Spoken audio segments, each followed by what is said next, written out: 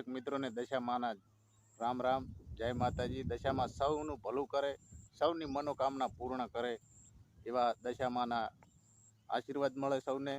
અત્યારે દશામાના વરદ જોરશોરમાં શરૂઆત થઈ ગઈ છે અને અહીંયાના હેતથી અને મનના ઉમંગમાંથી દશામાના વર્ત સૌએ લીધા હશે તો સૌની મનોકામના પૂર્ણ કરે। તો મિત્રો આવ્યો છું નાનકડો જોક્સનો વિડીયો લઈને। સારા સારા જોક્સો સંભળાવવાનો છું, વિડીયો પૂરેપૂરો જોજો, મજા આવશે। ચલો શરૂઆત કરીએ। આ જે જ હવારમાં બૈરું એ ખાટલામાં ઊંઘ્યો હતો ને પકડીને તધણાઈને મને કે જલ્દી ઉઠો, હું તમારા માટે ભાખરી બનાવું। એટલે મેં કીધું કે અલ્યા ભાઈ બનાવીને તું તાર ભાખરી, હું ક્યાં કલાડીમાં ઊંઝ્યો છું, ખાટલામાં ઊંઝ્યો છું, ઘડીક ઊંઘવા દે ને ભાઈ। ઓવે હમણાં એક ભાઈ બહુ બીમાર થઈ ગયા, બિચારા ખરાબ પરિસ્થિતિના ગરીબ માણસ હતા, એટલે ગયા હોસ્પિટલમાં।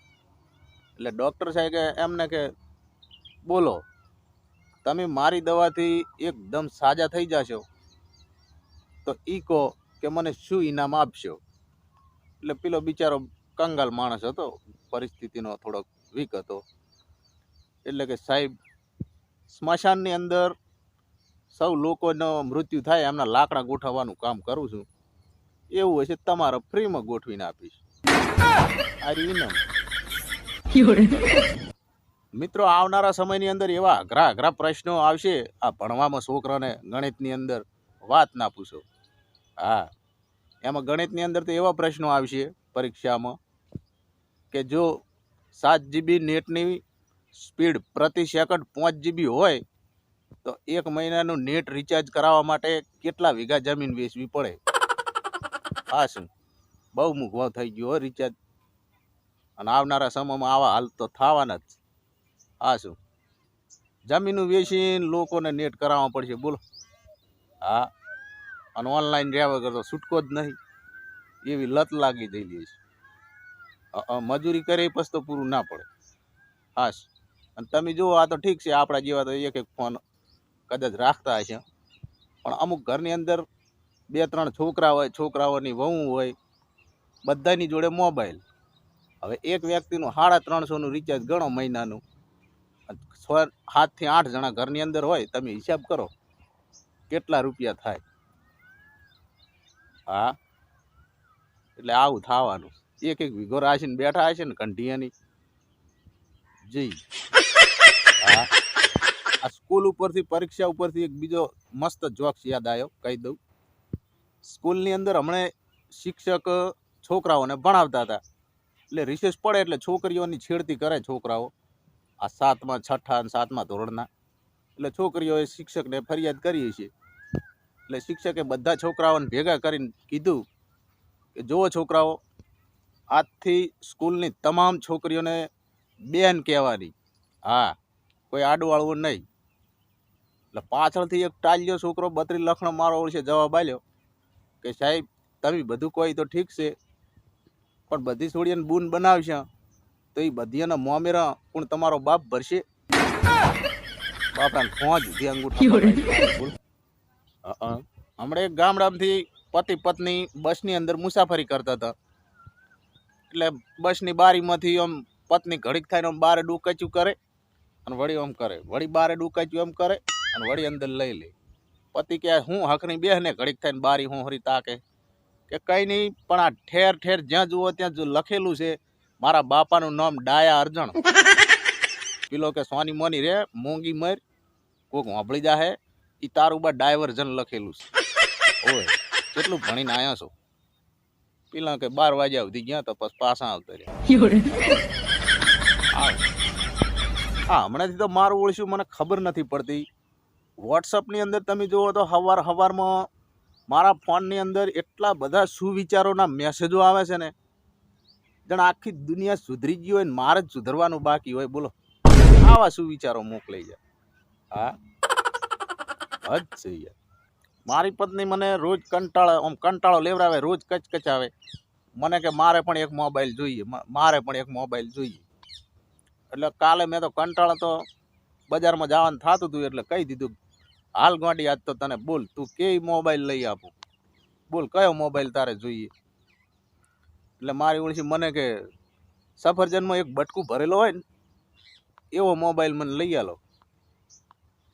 એટલે મેં એને જવાબ આલ્યો કે ગાંડી એવા કોકના હેઠા કરેલા ફોન ના લેવાય. મનમાં તો ગાંડીને ક્યાં ખબર છે કે બટકું ભરેલો નિશાન વાળો આઈફોન કહેવાય, 60,000 નો આવે, ખીચામાં 60 રૂપિયા ના હોય ને. પછી એવી રીતે સમજાવી દીધા એટલે ફૂહ લઈ ગયા કોણ. અમુક વાર બૈરું સાથે એવી હચમચ કચકચ થઈ જાય ને, મને એમ કે આ તમારા હારે લગ્ન કર્યા ને મારો તો ભવિષ્ય ખરાબ થઈ ગયું. ચા આવીને તમારા ભેળે આવીને ફસાણી. મારે તો કે જેટલે દૂર દૂરથી કે માગા આવતા. એટલે મેં કીધું કે જે આ ડાળવા નજીક રહેતા હોય ને એ તો તમને બધે ઓળખતા હોય કે તમારા લખણ કેવા છે. પછી દૂર દૂરથી જ માગા આવે ને ત્યારે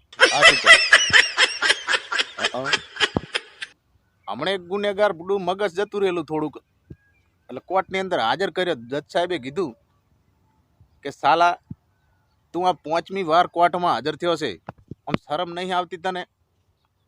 પેલો ગુનેગાર શું કે ખબર કે જજ સાહેબ રવિવાર સિવાય તમે તો દરરોજ આવો છો, તમારે તો ડૂબીને મરી જવું જોઈએ ને. ઓને કોણ સમજાવે? કોઈ પેલાને નોકરી જવું ના પડે રોજ આવું. તમે જુઓ તો એક ઉંમર લાયક છોકરો એના પપ્પાને રોજ કે પપ્પા મારે લગ્ન નથી કરવા હો, મને દરેક મહિલાઓથી ડર લાગે છે, બીક લાગે છે મારી ઓછી. એટલે એનો પપ્પા કે બેટા કરી લે લગ્ન, લગ્ન કર્યા પછી તને એક જ મહિલાથી બીક લાગશે, બાકી બધી હારી લાગશે, ગેરંટી. એક બેનનો પતિ તમે જુઓ તો મોટા તબડકામાં પાણી ભરી અને અંદર માથું નાખી અને બેઠો હતો. થોડી અડધો કલાક એવી રીતે બેસી રહ્યો.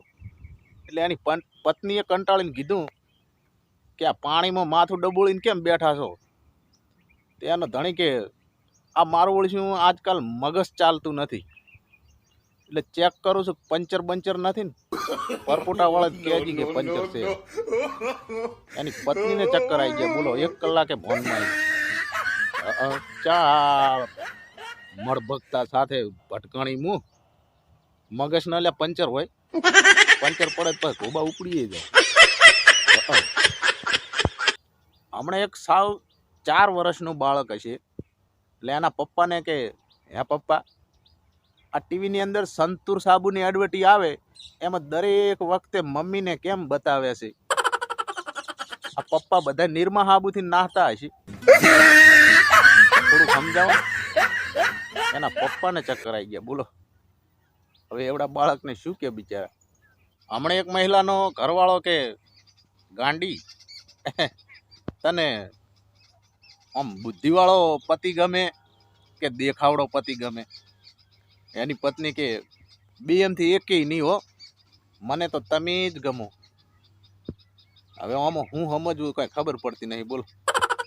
હા તો મિત્રો વિડીયોને અહીંયા પૂરો કરીએ. મળીએ બીજા વિડીયોમાં નવા જોક્સો સાથે.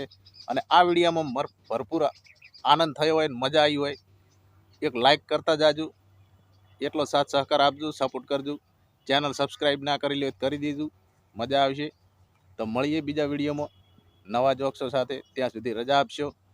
જય માતાજી.